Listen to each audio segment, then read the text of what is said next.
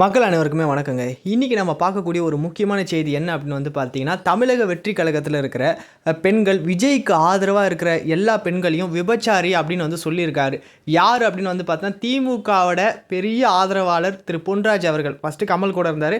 இப்போ கமலும் திமுகவோட சேர்ந்தனால இவரும் திமுக தானே, அதனால் திமுகவுக்கு ஆதரவாக தான் பேசியிருக்காரு. என்னென்னா, விஜயை சார்ந்த கட்சி மேலேயும் கட்சி பெண்கள் மேலேயும் எவ்வளோ ஒரு வன்மம் இருந்தால் இந்த மாதிரி அவர் பேசலாம்? நீங்களே சொல்லுங்கள். யாரெல்லாம் பார்த்தீங்கன்னா விஜய்க்கு ஆதரவாக இருக்கிறாங்களோ எல்லா பெண்களையும் விபச்சாரிகள் அப்படின்னு சொல்லியிருக்காங்க. அப்போ விஜய்க்கு பார்த்தீங்கன்னா இளம் வயது முதல் வயது வந்த பெண்கள் வரைக்கும் தான் அவருக்கு ஆதரவு கொடுக்குறாங்க. கல்லூரி பெண்கள் கூட தான் இருக்காங்க. அப்போ அவங்களே சேர்த்து தானே இவர் விபச்சாரிகள்னு சொல்லியிருக்காரு. அவர் அப்போ எந்த அளவுக்கு தாவேகா கட்சி மேலே விஜய் மேலே எவ்வளோ வன்மை இருக்கும். தாவேகா கட்சியை அழிக்கணும் தான் இந்த திமுகன்றது மிகப்பெரிய ஒரு சக்தி பார்த்தீங்கன்னா தீய சக்தி முடிவு பண்ணியிருக்கு.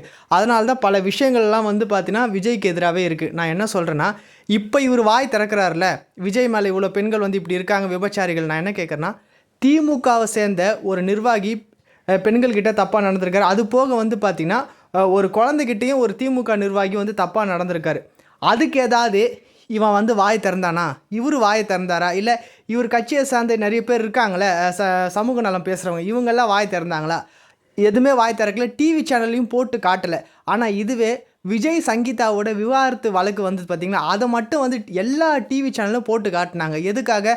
விஜயை அவமானப்படுத்தணும், பெண்களோட ஆதரவை குறைக்கணும் அப்படின்றதுக்காக தான். நான் என்ன கேட்குறேன்னா, எவ்வளோ தமிழ்நாட்டில் பெண்களுக்கு எதிராக பல குற்றங்கள் நடந்திருக்கு. ஏதோ கொஞ்சம் நஞ்சு தான் டிவியில் தெரியுது. ஆனால் இன்னும் மூடி மறைச்சது எவ்வளோ விஷயங்கள் இருக்குதுன்னு தெரியாது. மக்களே நீங்கள் எல்லாம் கேளுங்க. இந்த அளவுக்கு இந்த பொன்ராஜ் அப்படின்றவர் தமிழக வெற்றி கழகத்தில் விஜய்க்கு யாரெல்லாம் ஆதரவாக தெரிவிக்கிறாங்களோ அவங்க எல்லாம் ஆக மொத்தம் தமிழ்நாட்டில் இருக்கிற எல்லா பெண்களும் விபச்சாரிகள்னு சொல்லியிருக்காரு. நான் என்ன கேட்குறேன், இவங்கெல்லாம் வாய் திறக்க மாட்டாங்களா? எத்தனையோ யூடியூபர்ஸ் திமுகவுக்கு ஜால்ரா அடிக்கிற யூடியூபர்ஸ்லாம் இருக்காங்களே, இவங்களாம் வாய் திறக்க மாட்டாங்களா? அதோ இந்த சத்யராஜ்ன்றவன், அதுபோல் சத்யராஜோட பெண்ணு பார்த்தீங்கன்னா வேட்பாளராக எம்எல்ஏவாக ஒரு சீட்டு கொடுக்க போகிறதா தகவல் வந்திருக்கு. அதனால் இவங்களும் எம்எல்ஏவாக நிற்க போகிறாங்க. இவங்கெல்லாம் ஜெயிச்சா என்ன மாதிரி ஆகுன்றதை கொஞ்சம் நினச்சி பாருங்கள். இந்த 5 வருஷமும் திமுக பல ஊழல்கள் பண்ணியிருக்குங்க. இவங்களெல்லாம் ஒன்றுமே பண்ண முடியல. மறுபடியும் 5 வருஷம் இவங்க ஜெயிச்சாங்கன்னா தமிழ்நாடு அகல பாதாளத்துக்கு போகும். விலைவாசி எல்லாமே கட்டுக்கடங்காமல் இருக்கும். மிகப்பெரிய கடன் சுமையை உருவாக்கி வச்சுருக்காங்க. மீண்டும் ஒரு 5 வருஷம் ஜெயிச்சாங்கன்னா என்ன நடக்குன்றதை கொஞ்சம் நினச்சி பாருங்கள். முக்கியமான லேடிஸ் சேஃப்டி, பெண்களுக்கு ஒரு பாதுகாப்பு இல்லாத ஒரு சூழ்நிலை தான் இன்னமும் இருக்குது. நிறைய விஷயங்களை மூடி மறைச்சிருக்காங்க.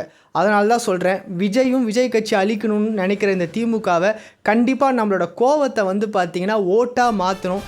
விஜயோட வேட்பாளர்கள் எங்கெல்லாம் நிற்கிறாங்களோ அவங்க எல்லாருக்கும் சரமாரியாக ஓட்டுகள் போட்டு நம்ம வெற்றி பெறணும். குறைந்தபட்சம் தமிழக வெற்றி கழகத்துக்கு ஒரு 150 தொகுதிக்கு மேலேயாச்சு வெற்றி பெற்று நம்ம காட்டணுங்க. நம்ம எல்லாரும் நம்மளோட கோவத்தை பெண்கள் எல்லாருமே ஓட்டாக மாற்றுங்கன்னு தான் நான் சொல்கிறேன்.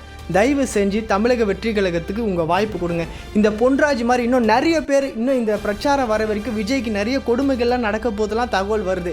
அது எல்லாத்தையும் அவர் மேலே என்ன தப்புகள் சொன்னாலும் அது எதுவுமே நாங்கள் இது பண்ணக்கூடாது. நம்ம எல்லாருமே ஓட்டாக மாற்றி விஜய் வெற்றி பெற வைக்கணும். புதிய ஆட்சிக்கு நம்ம பார்த்திங்கன்னா வழி வகுக்கணுங்க. இத்தனை வருஷம் இந்த திராவிட கட்சிகள் ஆட்சி பண்ணியிருக்காங்க. மிகப்பெரிய ஒரு தீய சக்தினா இந்த திமுக தான். தயவு செஞ்சு சொல்கிறேன், விஜய்க்கு ஆதரவு கொடுத்து வெற்றி பெற வைப்போம். கண்டிப்பாக இறைவனோட அருளால் மக்களோட ஆதரவால் விஜய் வெற்றி பெறணும். புதிய ஆட்சி மலரட்டும். அதை நோக்கி தான் மக்கள் அந்த நல்லாட்சி நோக்கி பயணம் பண்ணணும்னு நம்ம நினைக்கிறோம். தயவு செஞ்சு திமுகன்ற தீய சக்தியை ஒழிக்கணும்னா விஜய்க்கும் தாவேகா வெற்றி பெற வைங்க நான் கேட்டுக்கிறோம். நன்றி நன்றி நன்றி.